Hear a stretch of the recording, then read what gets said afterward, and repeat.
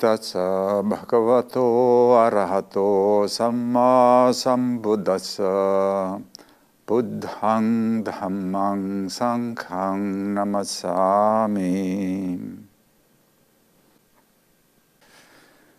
Well, thank you so much for joining me this evening for this reflection on the nature of thinking, the benefits of this ability, the difficulties that it quite often poses for us, and ways in which we can become more skilled at using our thoughts in order to achieve a better quality of life, which is the goal and aspiration that nearly every living creature has.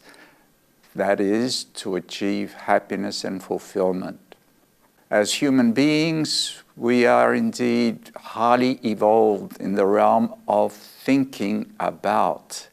It is something in which we have been trained since childhood for millennia. And children go to school to learn basically how to think, how to analyze, how to project, how to imagine, how to create. And thinking is a tool that can be of extreme benefit and provide great opportunities for us. At the same time, this tool, like every other tool, can also become a nuisance and be used in ways which are rather harmful and bring about great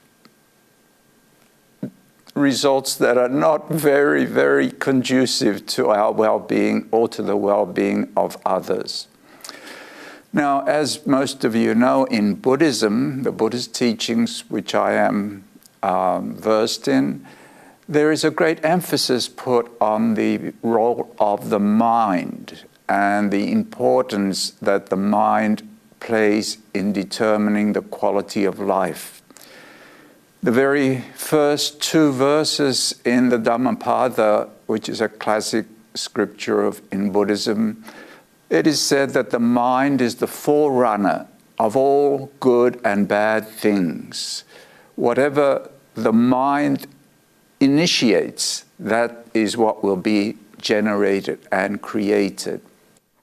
And that applies to the ability of thought and the capacity to create through thinking. Now, often in the West, we have this idea that the Buddhist teachings can solve all problems, and this is true for many people who become interested in Buddhism. It is because of an interest in meditation, cultivating the ability of training the mind through systematic techniques, in the hope of achieving peace at the very least, and possibly something even greater, insight, enlightenment. However, I do want to begin this evening by making one important point, and that is that the Buddhist teachings, which include many of the things that I will be sharing with you this evening, are really meant for addressing the normal state of the mind. In other words, the ordinary states of mind that ordinary people experience in life. They are very applicable, practical, and useful in order for us to lift and raise, elevate our consciousness, our mental capacity to more refined levels than the ordinary states of consciousness and the ordinary experiences that we have in normal, ordinary life. The Buddhist teachings were never really designed or meant to address the problems that some humans, I think throughout the ages, and certainly today, may experience in the form of mental disorders or in very difficult mental and emotional states that actually make it very difficult for them to function in normal life. Today we may call these mental disorders or mental health problems. So the Buddhist teachings were really not intended for that purpose. And from my own experience, I know that this was a painful lesson for me to learn in my teaching career when I was a Buddhist monk, because I thought that the Buddhist teachings and mind training and meditation in particular would solve all problems. And I did encounter some young people who would come to the monastery because it was an exotic place and they were interested. But some of these young people brought with them some quite complicated and severe mental issues, emotional issues, that in actual fact could not be addressed by the type of meditation or the teachings that I could give them, and sometimes it even made it worse. And so I humbly suggest to you that we consider this. Whatever I share with you this evening, or whatever Buddhist teachings you may acquire from other sources, try to remember that these were not meant to be a substitute for psychology, psychiatry, therapy, treatments from specialists who can address particular emotional and mental problems that require a special category of understanding. So with that caveat, let me say that the Buddhist teachings in general, and in particular the guidance that are provided in relation to living a better life, in relation to turning the attention inwards and becoming more familiar with our inner world, exploring the nature of the mind, how it works, learning skills of how to work with the mind in order to arrive at more refined states of peace, bliss, and happiness, in order to arrive at a deeper understanding of the nature of reality. These teachings are valid, they are relevant, and they are very practical, and they are worthy of study. And so this evening what I want to do is to just encourage some reflection, contemplation on applying the teachings that were given by the Buddha in two particular discourses that dealt with thinking, this ability that we have to create in the mind. Now, for most people who want to know about what to do with my thinking mind, the very first thing to recognize, and it's like a preliminary requisite, you cannot do anything until you have some experience, direct experience, some way of getting in touch with that which is not thinking. That is a very important realization, that there is more to you than thinking, that you are not the thinking. The thinking is something that arises, that is generated. It's a creation of the mind. And as I said, can be a very useful tool, but it is not what you are. Now, for most people, early on, I would say people who have very little spiritual inclination, they are pretty much lost in their thoughts and believe completely in their thoughts. They are their thoughts. There is no ability to reflect. There is no ability to recognize that which is not thinking. And it is sometimes a revelation when we can start to notice that thinking is something that we do, but not all the time, and there is a lot more to life than thinking. And we are still there in the sense of experience and being without the thinking taking place. And actually, the thinking is not even the most important thing in regards to our inner being or even our survival. We think that thinking is such an important, so important, that it's what enables us to survive. I don't think it's really that necessary.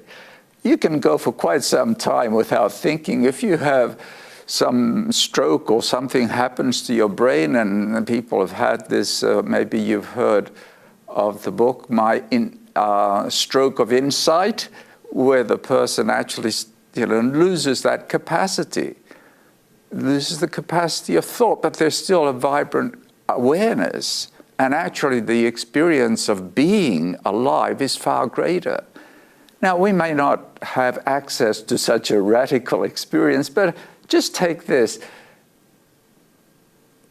What part of you is breathing? If you stop thinking, then you stop breathing. So, what is more important for life, breathing or thinking? I put it to you that if you stop thinking, but that part of the brain and the nervous system that controls this whole mechanism that allows for the inhalations and the exhalations to keep on going, you will remain alive. And I put it to you that if you lose that ability, even though you try to think as much as you want, you're going to die. So this capacity and ability to think is something. It is part of what we are, but it is not what we are.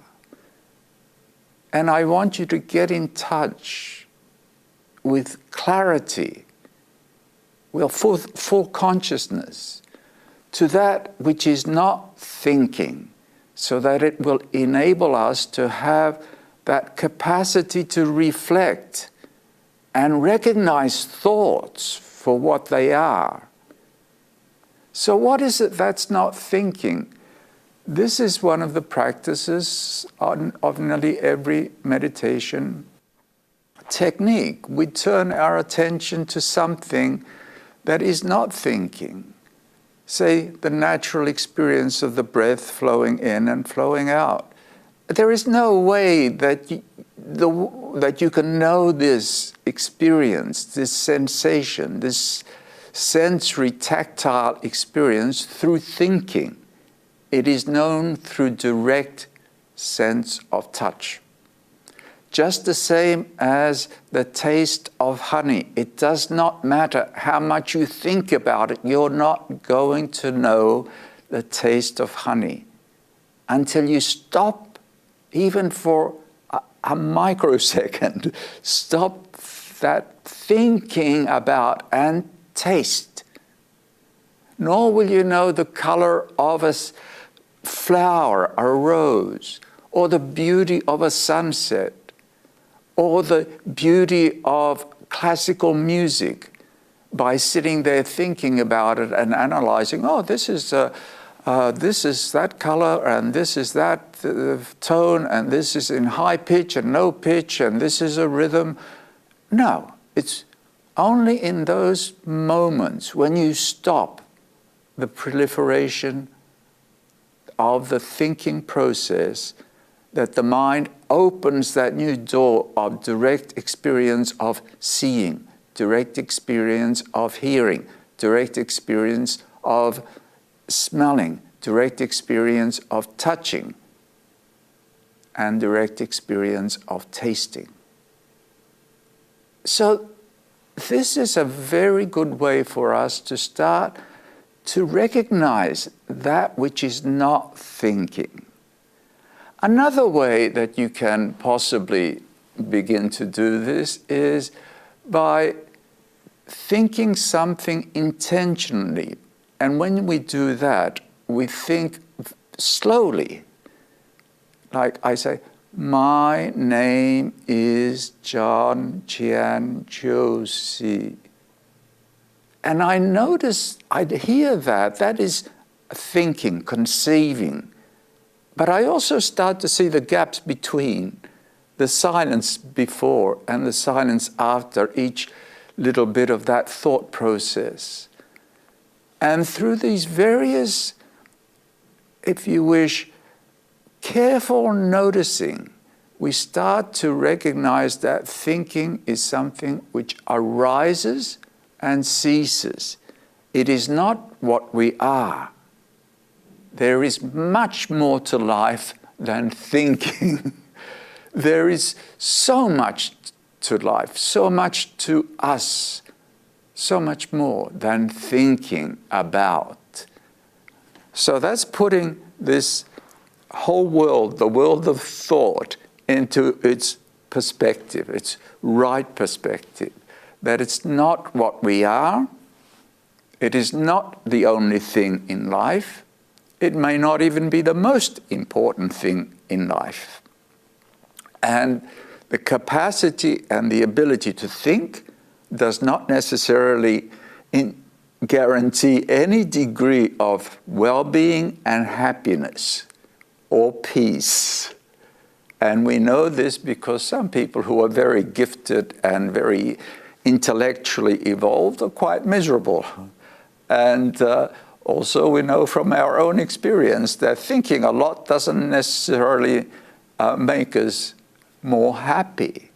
And that is why, in actual fact, these days, in this time of so much thinking, because I say this not because I can read people's minds, but because of what comes from all the thinking, which is all the social clutter of dialogue and conversations and talk and information through the various mediums of social media, entertainment, communications. These are all coming from originally thinking about, and that clutters the world out there. So now we feel quite oppressed by the amount of clutter in our information world, but this comes from the clutter of our own minds, to the extent that many people find it very difficult to just rest and relax and just chill, be peaceful, be calm. And at other times also, thinking itself becomes, really oppressive, because certain thoughts can be associated with emotion. Thoughts feed emotion, emotions feed thoughts. This is not what comes first, the feeling or the thinking. Well, they're related. Feelings feed thoughts, thoughts feed feelings, feelings become emotions in mental states. And so things like anxiety and anger and fear and remorse and the various paranoias that we can have about possible things that may happen to us or in life, these have become quite oppressive and debilitating to some extent. Now, before that happens, we'd like to have a better relationship with this tool, with this ability to think. So, in the two discourses given by the Buddha, the very first one that I'm going to refer to, both of these discourses are in what they call the middle-length sayings. These were a group of discourses that the Buddha gave during his life. The first one was two types of thought. That's the kind of the title of the discourse, the two types of thought. And this is interesting because it relates the Buddha. These discourses were supposedly spoken by the Buddha, memorized, and then passed down through the ages, and now we have them in these Buddhist canon, which is a record of these teachings of the Buddha. And so this discourse is written, and it's been translated in English, and it begins, at one time the Buddha was residing at such and such a place, and he addressed the monks, and then it says, a record of what the Buddha said. And in this discourse, the Buddha says, before my enlightenment, while I was still a bodhisattva, That's the Pali term for bodhisattva, meaning one striving, still striving for enlightenment. While I was still a bodhisattva striving and resolute on enlightenment, I thought to myself, what if I classify thinking into two different groups? And he said, in one group, I will put the thoughts that are related to sensual craving, this preoccupation with sensory pleasures, materialism, just wanting more of sensual experience, material acquisition, the material world. Another one I'll put in here is thoughts of ill will. That is, thoughts associated with aversion and anger, resentment and hatred and impatience. All those thoughts we classify as ill will. And another one I'll put in here is thoughts of cruelty, to hurt, to cause harm to others, to be a heavy burden on this planet. Those thoughts I'll put on one side and call them the unskillful, the unwholesome, the unhelpful thoughts. And the other side, I will put thoughts that are associated with renunciation. And this is a word of, you could say, the sense of having enough. I've got enough. I'm contented.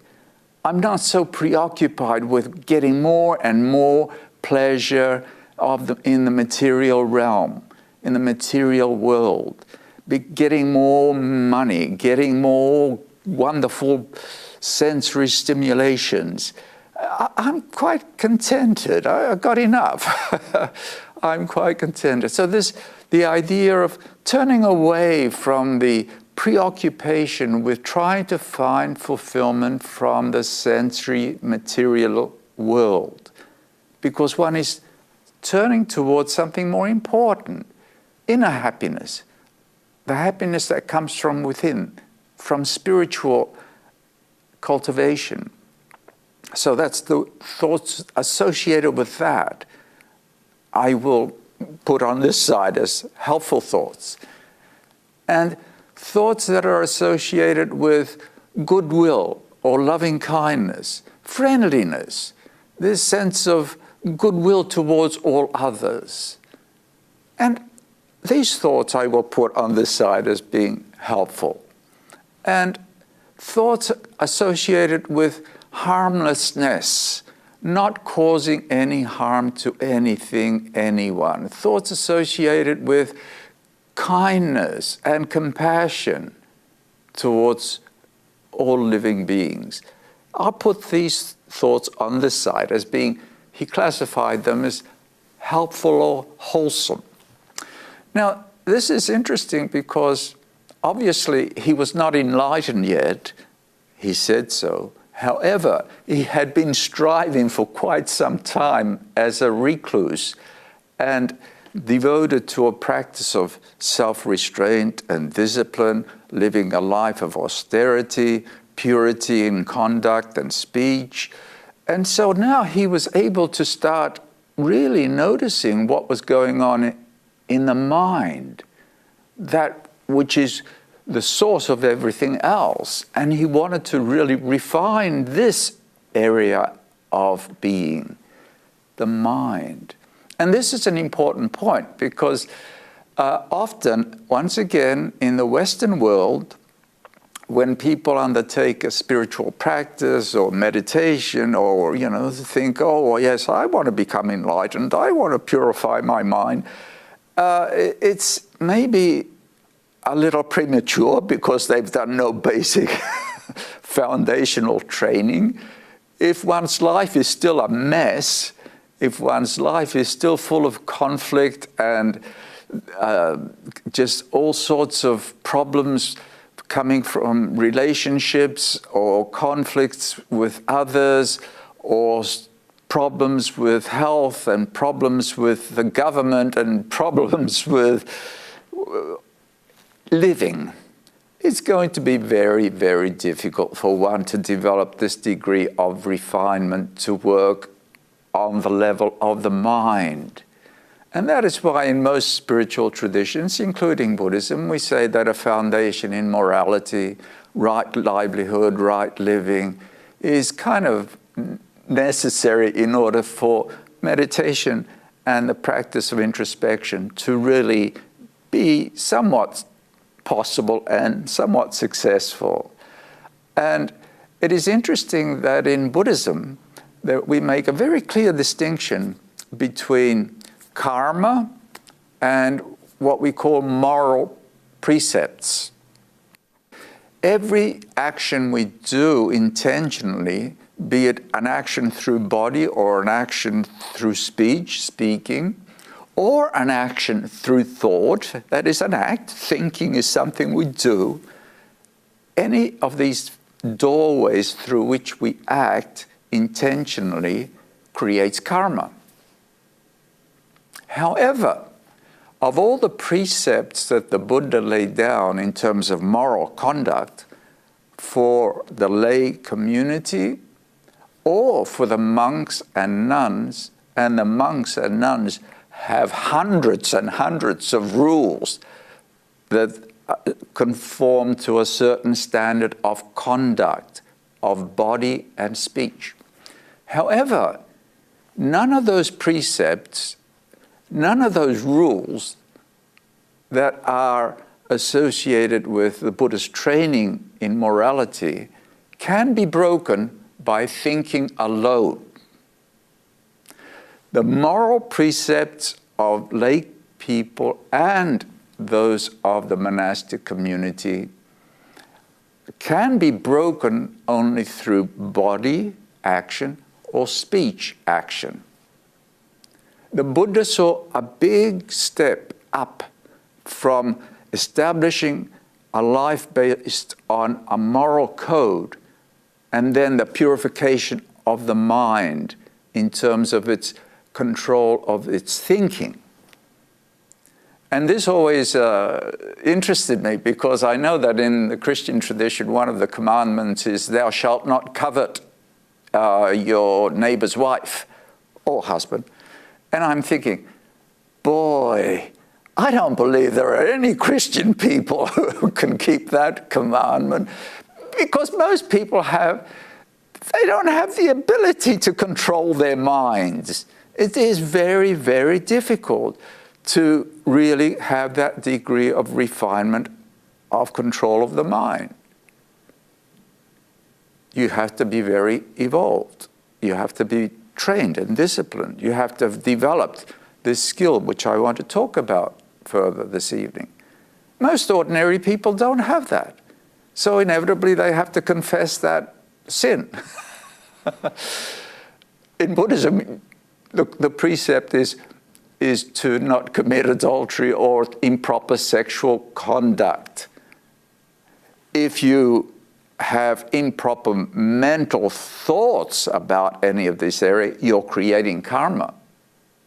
And you will reap the results of that karma. But that is not breaking a precept.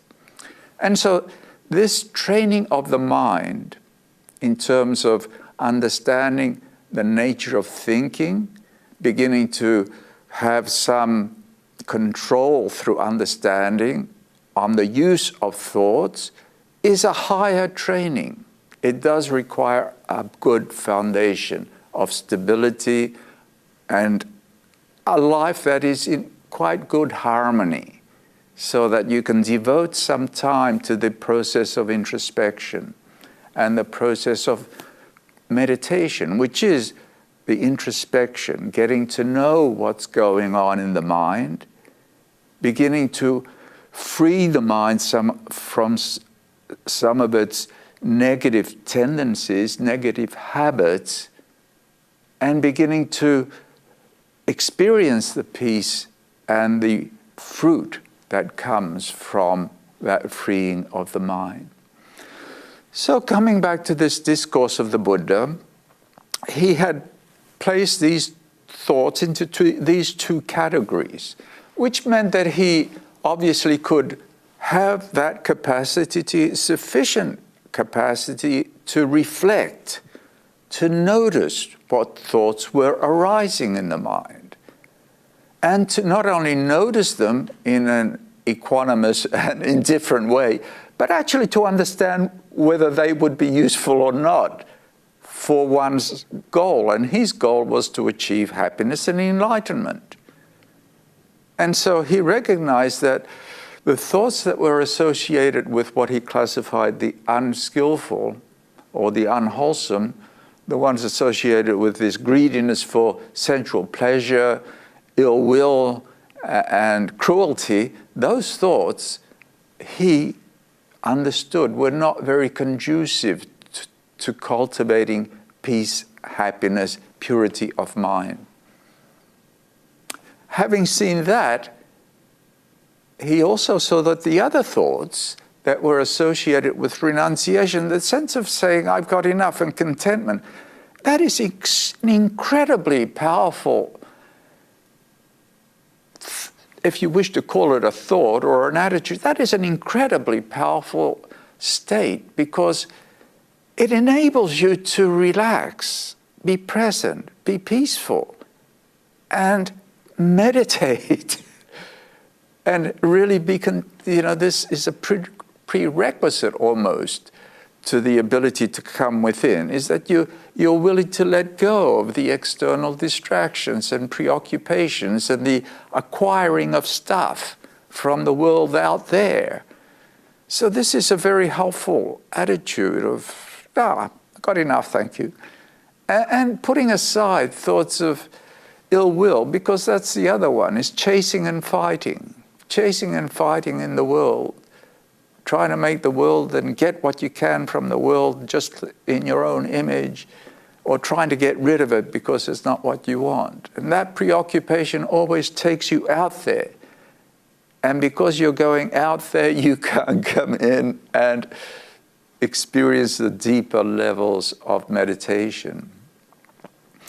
Thoughts of cruelty, of course, are, they really degrade consciousness, make you insensitive. You become so insensitive that you revert to something very base, and there is very little opportunity to really grow in compassion, in love, in sensitivity. Anyone who is accustomed to cruelty and comfortable with cruelty is becoming a dead person, just is unable to really ever be truly human. Because here the Buddha said a very important thing. Whatever one thinks and ponders, that will become the mind's habit or inclination. Whatever one thinks about often, ponders on often, that will become our inclination, our habit. And that's what we'll keep on thinking about. And we all know this, because if you start noticing the thoughts that come into your mind, you will recognize them because they're of a similar type. Thoughts are conditioned, and one of the strongest conditioning is the habit, the habitual tendencies. If you think thoughts of ill will and think it over and over again, you're going to be an angry person. You're going to become habituated to thinking negative, angry thoughts, and that's all there is to it. If we think thoughts of wanting and desiring and getting more and feed that, that's what thoughts of craving keep on getting stronger. And of course, it's not only that you generate these things. A lot of our thoughts are, we're victims of our environment, and triggers that come in stimulate certain patterns of thoughts. And in our materialistic society, consumer-based society, we are trained to consume and trained to want ever more and more stuff out there. So these thoughts arise, it's like Christmas, I've got to go shopping, got to buy. Why? Do you need it? No, but you have an inner need, urge, that is not related to your actual need. It's a wanting that's conditioned. Whatever we think and ponder often becomes the inclination of our mind, the habit patterns of our mind. It becomes our personality, what we're like, which is frightening unless we start to pull back and take charge here. What is it that we are thinking about? What is it that we are dwelling on, using this tool, using this capacity to generate thinking, to create concepts and thought structures about ourselves, about the world, about the past, about the future, about others? What is it that we are generating? And again, this is only possible if we have some direct experience of what is not thinking. You can pull back and reflect what is happening in the mind as a thought process, rather than being that thinking, stuck to it, and that's what you are. And when we're stuck to it, there is no possibility of any reflection or even any way of learning from it or changing it. So the ability to recognize through direct experience that which is not thinking is fundamental. And now we reflect on the thoughts that arise in the mind. And we begin by noticing the thoughts that are problematic. In other words, it's like you're driving along and you're not really paying much attention, but there's a red light and red light, stop.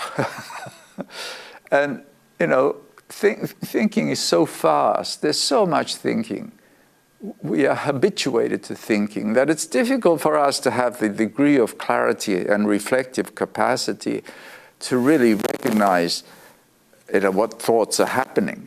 However, we do notice when something's not quite right, meaning that some thought preoccupation is creating a problem for us, either a feeling of discomfort, a feeling of not being at ease, or conflict within our relationships. We know that something is off. So let me just finish with referencing that one discourse first. The Buddha classified his thinking into these two groups, and then he said, I established myself in striving, mindfulness, and with resolve.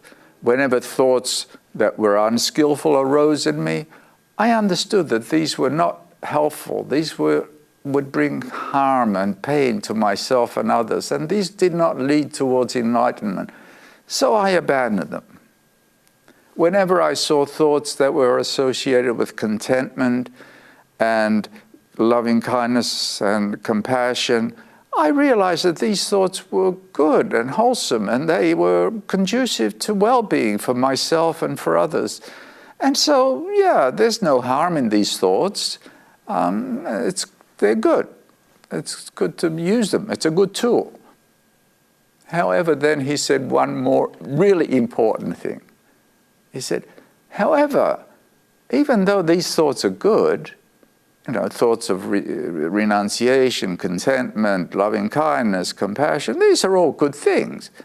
However, if I just think about this all the time, I'm going to get tired. My mind is going to become cluttered. And that is not conducive to inner peace and stability or insight.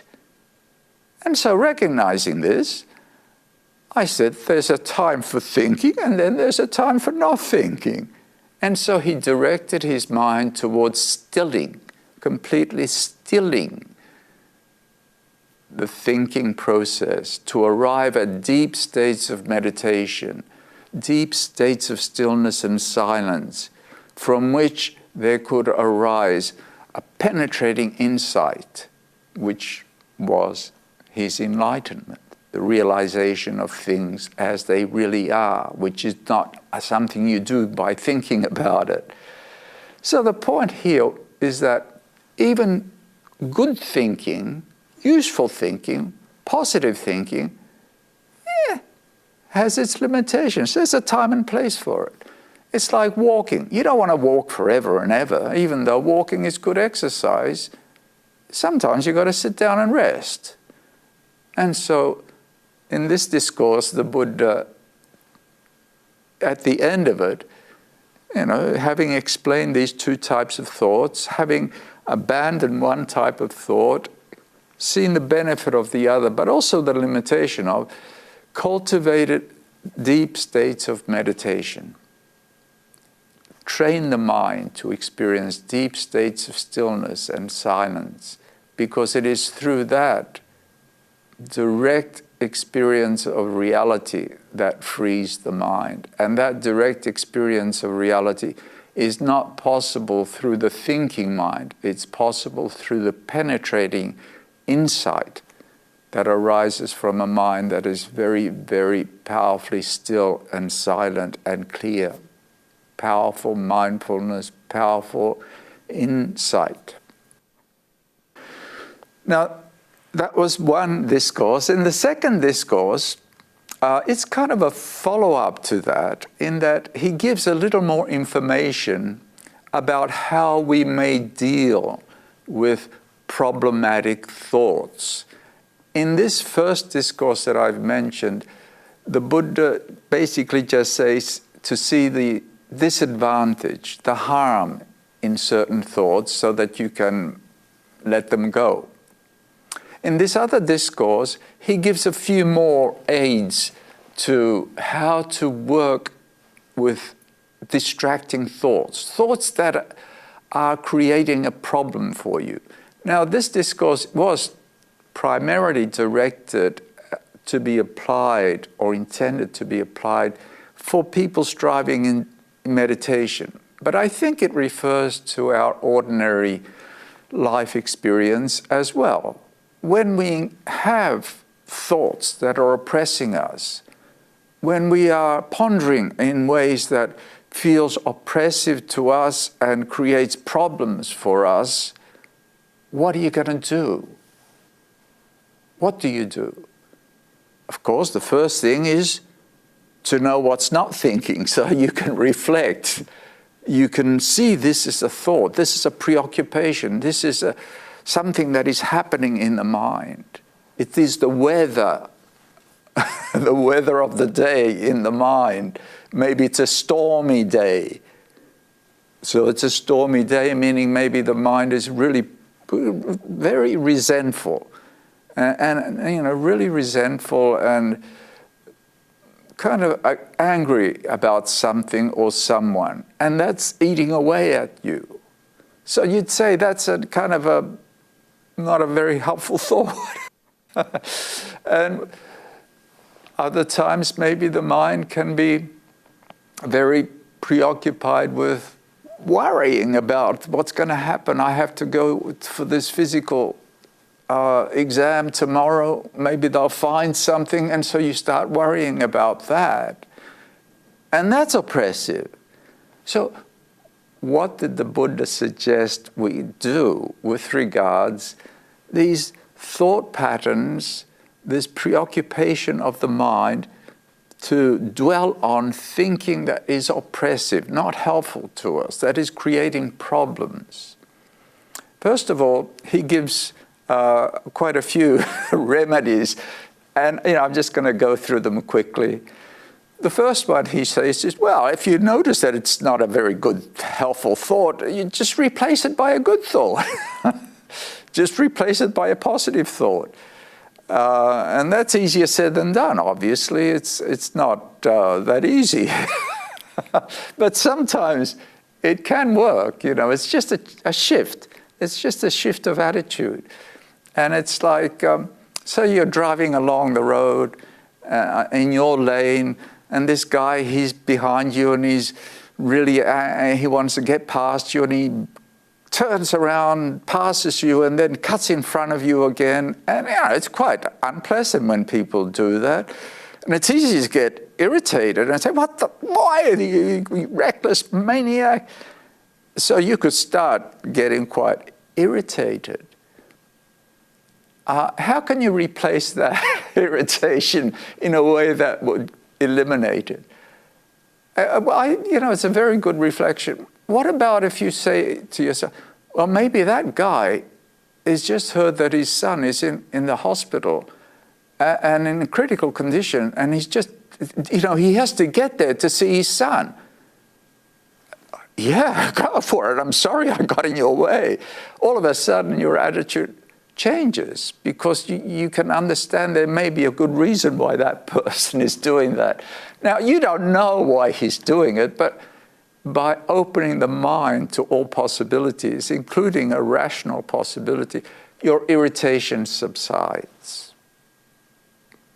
And in the same way, people are what they are. In that moment, we're just what we are. We can't be something else. We've all got failings, and we've all got shortcomings, and we're all not enlightened. So we should cut some slack. So just reminding ourselves of that. Sometimes it helps to just loosen that very demanding attitude of the mind that often generates impatience, ill will, and resentment. And so that's an example of how we could just change a negative thought to one of patience and compassion. If that doesn't work, if the Buddha said, well, contemplate the harm that you're causing by dwelling on these thoughts, the pain that comes from it. And this is very easy to do, actually.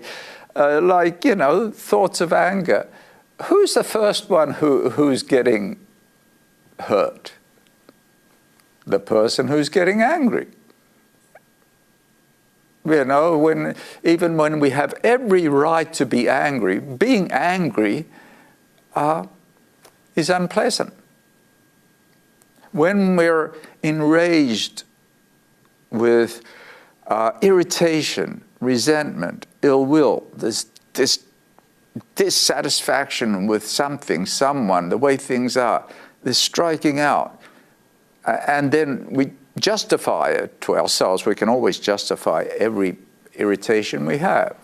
I can justify every anger I have.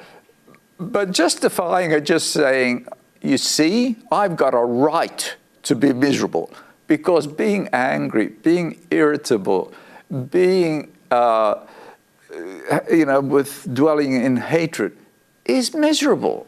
If you look at yourself, your heart, how you feel within you, you're miserable. When you're angry, nothing is lovely. You look at the flowers, they're not lovely.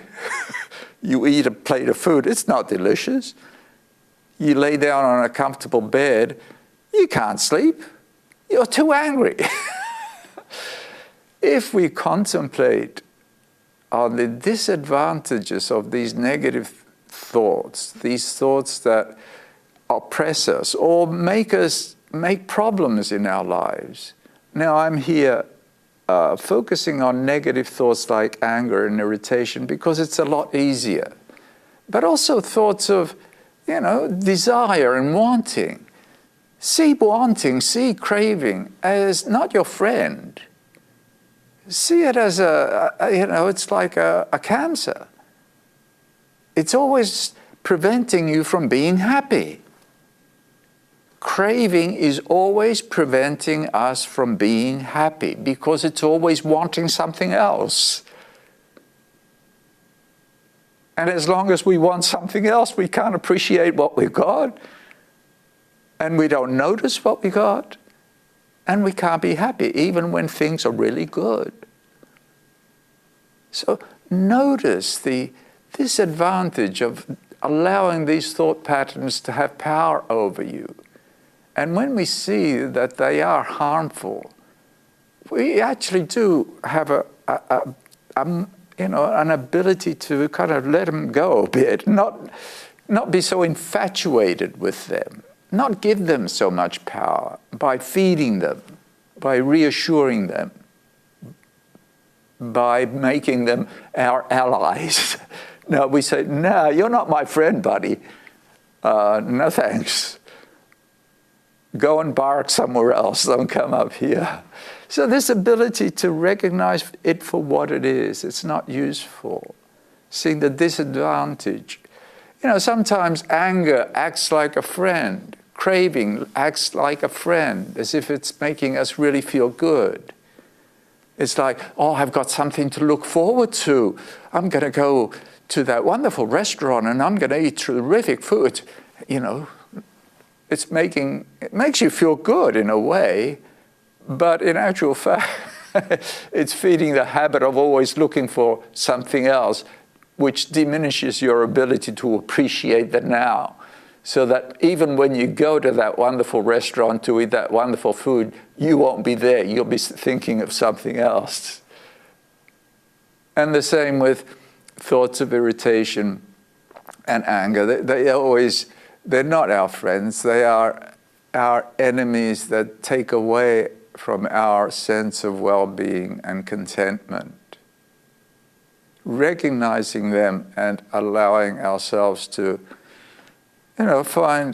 seeing the harm in them, maybe we'll be less willing to believe and therefore keep thinking in that train of thought or dwelling in that way, releasing it and turning to something else. The third way that the Buddha encourages, also that is very useful, is to just not give it any attention, to turn away from those thoughts. And this is a skill that we can develop. Sometimes we intentionally say, nope, I'm going to put that aside. That's all. It's not relevant now, I'm putting it aside. There's nothing I can do about it, I'm putting it aside. There's nothing I can change about it, I'm putting it aside. It's just like turning your attention away. People get so angry about politics and certain politicians and certain social media that's out there. No, there's nothing I can do about it. I'm putting it aside. It's not helping me. I'm not going to get involved with it. When it's time that there's something for me to do, I'll do it. If it's time for me to vote, I'll vote. Now, there's nothing I can do. I understand my limitation. And I'm not going to let myself get riled up and disturbed and all flustered and angry and lose my cool and be unable to relax and be comfortable and be happy and be peaceful and meditate because of what I can't do anything about. So I turn my attention away from it. I don't engage. This works really well, actually, and we need to learn this skill, especially in this day and age. So many of us are just bombarded by so much negative media and negative information, and we feel this responsibility, compelled to engage. And when we engage, we of course take in all of this material information that generates all these often negative, critical, disturbing thoughts and emotional states. Why? Is it serving a good purpose for you? I question it. I ask that you question it and maybe know when to turn away. I learned this lesson very early on in my monastic life. When I'd been a monk for 2 years, I was living in northeast Thailand with my teacher, Venerable Ajahn Chah, remote jungle, but small jungle. Don't get the impression that we're being chased by tigers or anything. No, but I was living there. I was learning to be a monk, and it was a different lifestyle. My parents were very unhappy with me having ordained as a monk. They were in Australia. I was in Thailand. My parents are Italian. I'm Italian. They were traveling from Australia to go back to visit Italy, and they were going to stop in Bangkok to see me. And, this was an extremely stressful thought to me, because I knew they were very, very unhappy and would be terribly emotionally charged to meet them. It was going to be something. And so I knew this in advance, 2 or 3 months in advance. And my mind, started to really think about this and how terrible it was going to be and how I was going to deal with it. And then I just said, well, I'm just not going to think about this until I get there, until the actual time that this happens, that I am at the airport in Bangkok and I'm meeting them. Until then, I don't know what's going to happen. Therefore, I'm just not going to think about it. And so I found that, of course, also living in that environment, it was easy to maintain a degree of mindfulness. I could just, whenever that thought started to come up, oh, no, not now. It's not time yet. And so I was relieved of all that unnecessary anxiety or stress. So it is a skill that we can develop. Just turn your attention away from that which is not necessary, helpful, or beneficial, or not the right time. It's not the time to think about that. Put it aside. You can do this at night. People wake up at night, and usually if you wake up at night, the mind starts running. Some people have a lot of difficulty with this because it's so hard. Once the mind starts running and you're at night, it's dark, and you can't stop thinking. And it's really good to remember, now is not the time to be thinking about this very clearly and put it aside. Now is not the time to think about this. And what I find very helpful is to use a mantra at that time. It's just to replace everything else just with one thing. Now is not the time to think about this. And the mind settles down. Another method, and I'm coming close to the end in case you're wondering whether this will ever end. Another method the Buddha recommended to help relieve the oppressiveness of these troublesome, distracting thoughts is to, sometimes you can't replace it, you can't, even though you see the problem with it, you can't give it up, and you can't ignore it. It's just really knocking at the door. It won't go away. It's really pounding there. I want to be heard.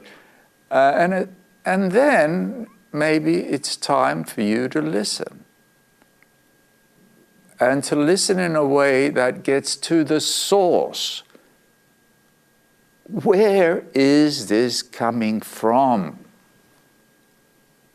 What is the underlying fuel for this thinking, for this type of mental activity? What is the underlying fuel for this emotion and this feeling and this thinking? And this is especially important for troublesome thoughts that recur, that are chronic, you may say. There is an underlying cause.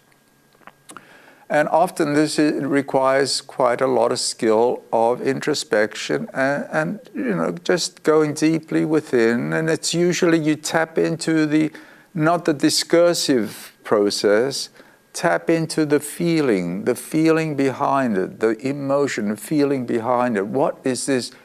Why is there? What view is this coming from? What feeling is triggering this.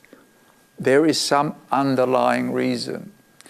Now, this can be done by oneself as a practice of meditation.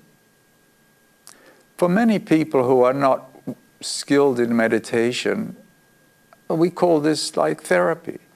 You go to see a therapist, and various techniques that they employ in order to put you in touch with the underlying source of this whatever problem is oppressing the mind. And this is a very valid and appropriate approach, especially for people who have quite, I'm talking about quite severe or major problem that's creating great difficulty in life. I think this is a skillful thing to do. In meditation, we can do it for ourselves, but not necessarily for everything. But for some things, we can. I remember one example I'll give is when I'd been a monk for 5-6 years, I started, I was becoming finally comfortable being a monk. I'm not sure if it was 4 or 5 years, but I started to feel anxiety about, kind of uneasy. And I wasn't sure why, but I just felt kind of a feeling of fear, and a fear of something, and I wasn't quite sure what. And so in my meditations, I really went deeply because it was something nagging me. And what is this? Why am I feeling, what is that I'm afraid of? And as I went deeply, I started, and I could hear this thought about me being a monk. Is this the right thing, me being a monk? And as I went deeply, I, very clearly saw this deep concern. It was a concern of, well, now I'm 30, I could probably still leave and, get on with my life. But if I stay as a monk, I wonder when I'm 60 or 65, whether I'll regret it. So I was starting to have a fear that maybe if I stay as a monk, when I get to be 60 or 65, I'm going to regret it. And so it was really kind of a revelation that was my concern, that if, now I could get out, but what about if I stay and then I regret it? And so when I saw that, I just came to terms. I said, well, I don't know what I'm going to feel like when I'm 60 or 65. Maybe I'll regret it, maybe I won't. I don't know. I accept that I don't know. And because I accept that I don't know, okay, I'm comfortable now. I make the choice for now. I don't make the choice for when I'm 65.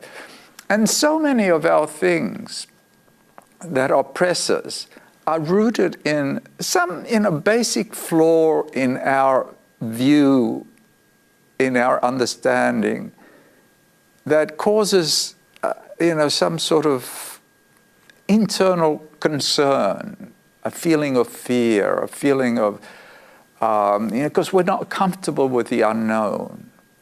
So this process of introspection to get to the source of what is actually fueling this unpleasant and unhealthy and uncomfortable mental preoccupation can it relieves it, because now you know the source, you come to terms with it, it relieves it. It's like in therapy. The last method that the Buddha says you can use is willpower, and I don't recommend it, and the description of it is that you crush the one thought with the mind, and you just press your tongue against your palate and grit your teeth and get rid of that thought. And I don't think I'm glad that's been saved till the end, but I would probably only use that for, like, if a thought, something like, I have to go out there and kill so-and-so. I really have to go out there and kill so. Well, if nothing else works, just grit your teeth and get rid of it. Don't listen to it. So these are the 5 ways that the Buddha recommended of dealing with distracting thoughts. One is to replace it with a positive thought or something that counteracts, gets rid of that negative thought. The other one is to recognize the disadvantage, the harm it does for you and others, that it's not useful, so that it loses its power. The other one is to turn your attention away from it. Just learn to turn your attention away. We can turn our attention towards something, we can turn our attention away from something. That is part of the skill that comes from meditation. The other one is, when appropriate, you have to do the work, get to the source. What is generating this problem? And the last one, if you ever need it, just use your will. But hopefully you won't have to do that, because the other means will help us. And then the Buddha said, one who masters these ways of dealing with distracting thoughts becomes one who is a master of one's thinking. One can think what one wants and not think when one does not want to think. And thus, one becomes a fully liberated, enlightened being, free of all greed, hatred, and delusion. But to arrive at that, of course, is a long and difficult training. We can all start only from where we are now. And now we have this capacity to reflect on what thinking we are pondering and dwelling on.